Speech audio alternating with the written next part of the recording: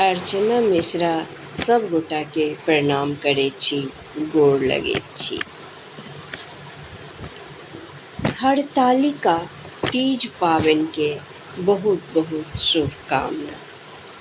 मन में संकल्प ल करैत छी, निर्जल निराहार रहि हरतालिका व्रत। मन में संकल्प ल करैत छी, निर्जल निराहार रहि हरतालिका व्रत। भादवक शुक्ल पक्षक तृतीया तिथिक पूजैत छी गौरी शंकर गणपति। मंगैत छियनि अखंड सोहागक वरदान। श्रद्धा भक्ति सँ करैत छी पूजा, सोलहो श्रृंगार क एहि पावन अवसर पर।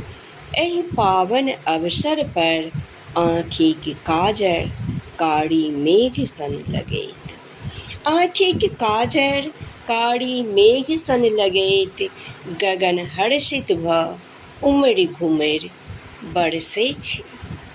गगन हर्षित भ उमरि घुमरि बरसै छै, ओ बरखाक बूंद अमृत सन होइत छै। ओ बरखाक बूंद अमृत सन होइत छै।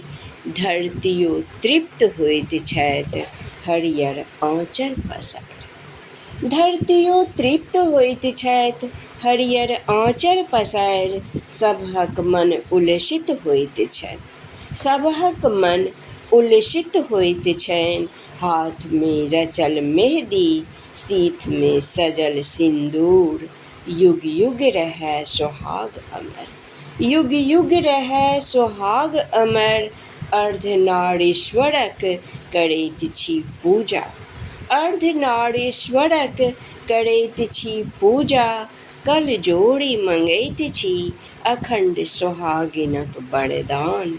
कल जोड़ी मंगैत छी अखंड सोहागिनक वरदान। धन्यवाद।